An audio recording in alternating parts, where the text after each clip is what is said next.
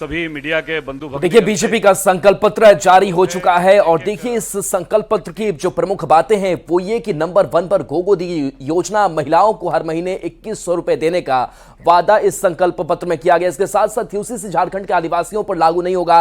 जो गृह मंत्री अमित शाह की बड़ी बातें रही, पेपर लीक करने वालों को उल्टा लटकाएंगे, तो बड़ी नसीहत दी है अमित शाह ने। जमीन हड़पने वालों पर कड़ा एक्शन हम लेंगे, जमीन बचाने के लिए कानून लाएंगे, तो कई बड़े कानून की बात कही है। आदिवासियों की लूटी जमीन को वापस दिलाएंगे, गृह मंत्री अमित शाह ने इस बात का जिक्र किया और साथ ही साथ आदिवासियों के पक्ष में भी उन्होंने कई बातें कही। हेमंत सरकार पर हमलावर नजर आए, हेमंत सरकार ने युवाओं के साथ छल किया, बेरोजगारी भत्ता हेमंत सरकार की तरफ से नहीं दिया गया। साथ ही उन्होंने यह भी कहा कि झारखंड में सबसे ज्यादा भ्रष्टाचार हमने देखा, एक के बाद यहां पेपर लीक की घटनाएं हुई, पेपर लीक हुए और मंत्री के घर से 20 करोड़ से ज्यादा रुपए मिले और इन रुपयों का हिसाब कौन देगा। हेमंत सरकार ने युवाओं के साथ छल किया। तो ये बड़ी बातें जो गृह मंत्री अमित शाह ने आज रखी। इसके साथ साथ घुसपैठ पर भी, डेमोग्राफी पर भी बड़ा जोरदार हमला उन्होंने बोला है।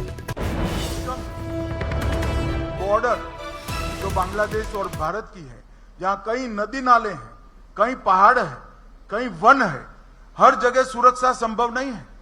मगर मैं हेमंत बाबू को पूछना चाहता हूं, एक घुसपैठिया अगर झारखंड में घुसता है, आपका पटवारी क्या कर रहा है, आपका कलेक्टर क्या कर रहा है, क्यों पुलिस में कंप्लेन नहीं कर रहा है, क्यों भारत सरकार को कंप्लेन नहीं कर रहा है। यहां भाजपा की सरकार बना दीजिए, हमारे पटवारी से लेकर मुख्यमंत्री सब इनको न केवल रोकेंगे, इनको डिपोर्ट करने का भी काम करेंगे। हेमंत बाबू, जिम्मेदारी से आप भाग नहीं सकते हो। क्या उलझुल सवाल पूछते हो? आपकी कोई जवाबदारी नहीं है। ऐसा कोई मुख्यमंत्री होता है जो राज्य की सीमाओं से घुसपैठ हो और जिम्मेदारी केंद्र पर थोपे? और आपका तो इरादा भी नहीं है। जब झारखंड हाईकोर्ट ने कहा इसको रोकने का क्या प्रयास करेंगे, आपने शपथ पत्र पर आपकी सरकार ने ना बोला है कि हम नहीं रोकेंगे। मगर अब आपका समय समाप्त हुआ है, भारतीय जनता पार्टी की सरकार बन रही है, हम इसको रोकेंगे भी, चिन्हित भी करेंगे और वापस भी भेजने का काम भारतीय जनता पार्टी की। अमित भाई, आपने बार बार अंडरलाइन किया कि यूसीसी से ट्राइबल्स को बाहर रखा जाएगा, आपने 1-2 बार दोहराया। अमित भाई, कई ऐसे और भी स्टेट्स हैं जहां ट्राइबल्स की साइजेबल पॉपुलेशन है। देखिए, मैं बता देता हूं, उत्तराखंड में एक मॉडल भारतीय जनता पार्टी सरकार ने देश के सामने रखा है। उसमें हमने ट्राइबल्स को, उनके रीति रिवाजों को, इनके संस्कारों को और उनके कानूनों को पूर्णतया यूसीसी से बाहर रखा है। भारतीय जनता पार्टी देश भर में जहां यूसीसी लाएगी, हम ट्राइबल को एक्सक्लूड कर यूसीसी का इंप्लीमेंटेशन करेंगे। इसमें कोई कंफ्यूजन नहीं। अमित भाई, आनंद हो, टीवी9 भारतवर्ष से एक एफिडेविट सामने आया है हेमंत सोरेन का, जिसमें उनकी उम्र जो है 5 साल में 7 साल बढ़ गई है। तो क्या ये एक महज गलती है या फिर कुछ और इसके पीछे आप देखते हैं?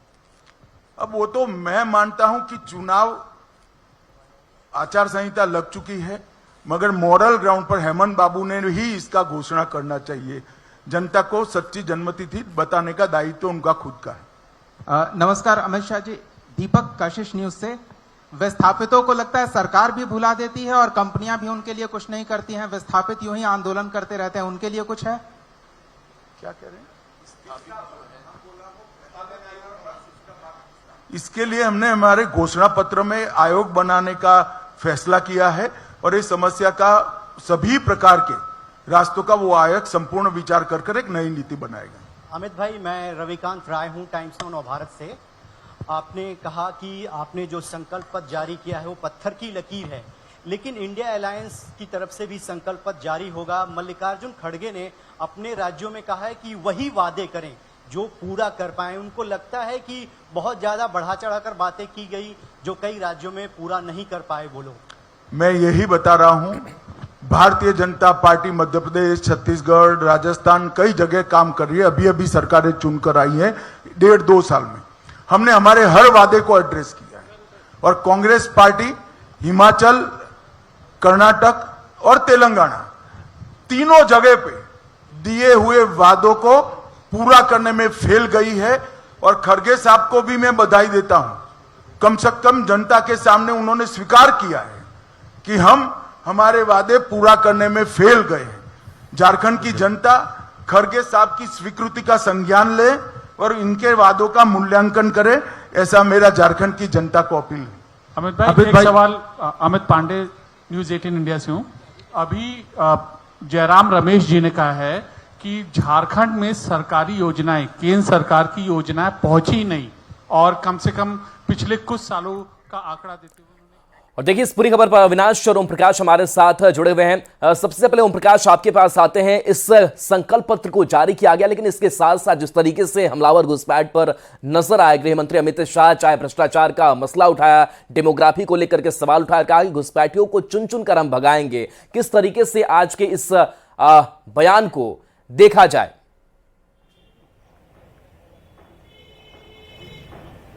जी बिल्कुल, अगर बात की जाए तो संथाल में जिस तरह से घुसपैठ हुई है, वो लगातार उस मुद्दे को लेकर जो बीजेपी है वो लगातार हमलावर रही है।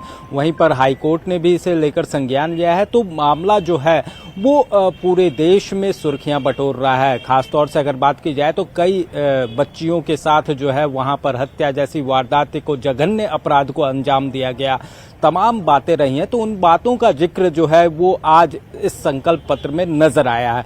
वहीं इसके साथ ही अगर बात की जाए तो भ्रष्टाचार सहित तमाम मुद्दे भी शामिल हैं इस संकल्प पत्र में। हम लोगों से भी इस बारे में जानने की कोशिश करेंगे। खासतौर से अगर बात करें तो हम चाईबासा में इस वक्त हैं और यहाँ पर कुछ आम लोग भी हैं, तो कुछ अन्य लोग भी मौजूद हैं, बीजेपी के भी लोग मौजूद हैं। आम लोगों से भी हम जानने की कोशिश करते हैं। आज अमित शाह ने जिस तरह से भाषण दिया है, जिस तरह से संकल्प पत्र जारी किया है, महिलाओं के लिए भी काफी कुछ है। जो सिलेंडर है उसकी भी बात है, 500 रुपए में देने की बात है। किस रूप में देखती हैं आप लोगों को? बहुत अच्छी बात है। महिलाओं के लिए तो सबसे पहला चूल्हा चौका ही और किचन ही आता है, सबसे बड़ा वही रहता है। तो अगर 500 में मिलेगा तो चलिए बिल्कुल ओम प्रकाश आपके पास आएंगे। अविनाश के पास आते हैं। अविनाश, झारखंड में यूसीसी लागू करेंगे, लेकिन इससे आदिवासियों को एक्सक्लूड करके रखेंगे, अलग करके रखेंगे। आदिवासियों को लेकर भी कार्ड खेला गया है। और किस तरीके से आज के संकल्प पत्र को, आज मंच से जो भी कुछ कहा शाह ने, उसको किस तरीके से देखा जाए? क्या सियासत बदलेगी इस विधानसभा चुनाव में? देखिए, चुनाव के दौरान किसी भी राजनीतिक दल का जो घोषणा पत्र होता है वो बहुत महत्वपूर्ण होता है। उसी घोषणा पत्र के सहारे वो चुनावी मैदान में जाती है और कई वायदे भी करती है। यहाँ जो आपने इशारा किया है कि यहाँ झारखंड में यूसीसी जब लागू होगा तो उसमें अमित शाह ने साफ कर दिया है कि आदिवासियों को उससे अलग रखा जाएगा। आपको पता है देश में कई जगहों पर जब इसके लागू करने को लेकर जब चर्चा शुरू हुई थी, उस वक्त से ही कई तरह के सवाल भी उठ रहे थे। इसके साथ साथ बांग्लादेशी घुसपैठ को लेकर भी उन्होंने कहा है कि एक एक को चुनकर बाहर करेंगे, क्योंकि जो रिपोर्ट यहां से जानी चाहिए झारखंड सरकार की तरफ से केंद्र को कि किस इलाके में इस तरह की घुसपैठ हुई है, वो कभी यहां से कोई एक रिपोर्ट नहीं भेजी गई।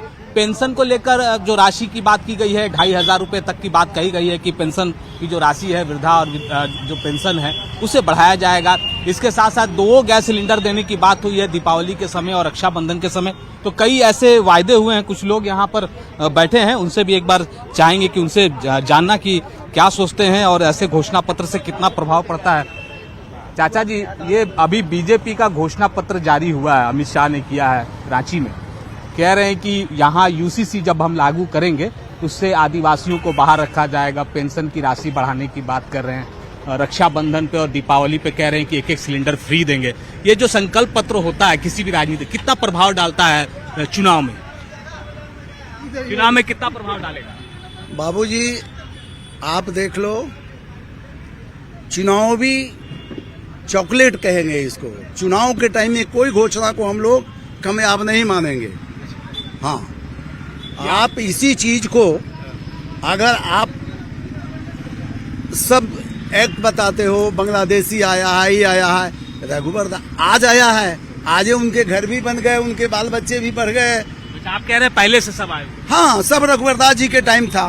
क्या चाचा जी, ये घोषणा पत्र में कहा जा रहा है कि गैस सिलेंडर 2 फ्री मिल जाएगा, जो राशि है पेंशन की वो बढ़ा देंगे, आपको अच्छा लग रहा है? ठीक रहा है?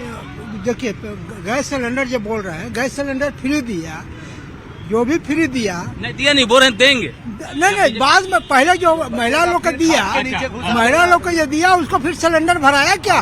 इतना सिलेंडर का दाम हो गया कि सिलेंडर भराया फिर नहीं। जो सिलेंडर दिया सिलेंडर का सिलेंडर नीचे रखा हुआ है, आज तक चूल्हा ही नहीं चलता है, फिर लकड़ी का चाल के लकड़ी ही चल रहा है। अभी राजनीति में बांग्लादेशी घुसपैठ का मुद्दा बहुत चर्चा में, और अमित शाह कह रहे हैं, गृह मंत्री कह रहे हैं कि बीजेपी की सरकार बनाइए, सबको बाहर करेंगे एक एक को चुनकर। एक अच्छा बात है, कोई तो आदमी स्टेप ले रहा है, आंख मुंद के ये बात नहीं करना चाहिए जो पहले से हो रहा। पहले कहाँ थे? अरे कब तक सोए हुए थे? अभी तो जगह, अभी तो करना चाहिए, खाद खजड़े बाहर करना चाहिए। वो किसका अनाज खा रहा है? नहीं, इलेक्शन के समय ही तो लोग सुनता भी है, इससे पहले कोई अपने काम में डूबा रहता है, कोई सुनता भी नहीं है, सब अपना रोजी रोटी व्यस्त रहता है। आज इलेक्शन के समय में उस मोड में आ जाता है, सुनने सुनाने का माहौल बनता है, इसलिए तो नहीं बोलता है। बिल्कुल अविनाश आपके पास लौटेंगे और देखिए अमित शाह कोई तो आदमी उठे बोले, उनको सुन लेते हैं। घर में पड़ोसी अगर आया, कोई दुश्मन आया, एनआरसी जो है वो भी संथाल में लाने की बात हो रही है। सर क्या ऐसा कुछ बातें हैं सर कि एनआरसी जो है वो संथाल में या झारखंड में लागू होंगे? क्या कहा? नहीं, ये हेमंत जी एनआरसी छोड़ दो। झारखंड हाईकोर्ट ने ऑर्डर किया है कि जो घुसपैठिए हैं उनका सर्वे किया जाए, तो हम तो झारखंड हाईकोर्ट का सम्मान करते हैं और इसका इम्प्लीमेंटेशन पूरा करेंगे। सर मेरा नाम गौरी हुआ। आपके विरोधी कहते हैं कि बीजेपी में पूर्व मुख्यमंत्रियों का जमावड़ा है और ऐसे में दूसरे फेज का मैनिफेस्टो आप लोग जारी कर दिए, लेकिन अब तक मुख्यमंत्री का चेहरा कौन होगा ये तय नहीं हो। वो शपथ के अगले दिन आपको मालूम पड़ जाएगा और सबके अनुभव का उपयोग किया जाएगा। सत्यजीत जी अंतिम है, सत्यजीत जी।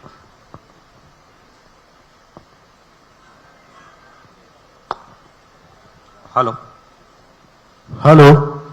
सर, जेपीएससी झारखंड रघुवर दास की भी सरकार आई तो जेपीएससी में वही ढूल है। मैं सत्यजीत आज तक से एक सवाल ये है कि जो वुमेन एम्पावरमेंट आपने कहा कि 1 रुपए में होगा, तो does it have to do anything with the registration of property under ₹50 lakh?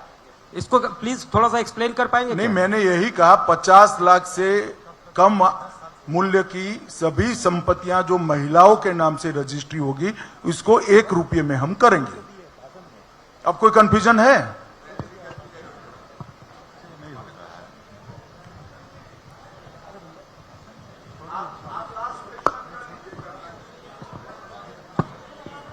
चलो सवाल। हेलो सर, एक आखिरी सवाल है सर। एक आखिरी सवाल सर। जैसे जेपीएससी और जेएसएससी के जो स्टूडेंट हैं काफी दिनों से आस लगाए बैठे हुए हैं कि हेमंत सोरेन की सरकार आएगी, रघुवर दास की सरकार आएगी, अब बाबूलाल मरांडी की सरकार आएगी, तो कब तक उन तक नौकरी मिलेगी? ये रोजगार का झारखंड का सबसे बड़ा मुद्दा है पलायन, और हमारा भी जो कि युवा का। नहीं, मैंने रोजगारी के लिए कहा ही है, और बाकी के जो हंगामी नौकरी वाले लोग हैं इस पर भी सरकार बनने के बाद हम उचित निर्णय बहुत जल्द करेंगे। धन्यवाद।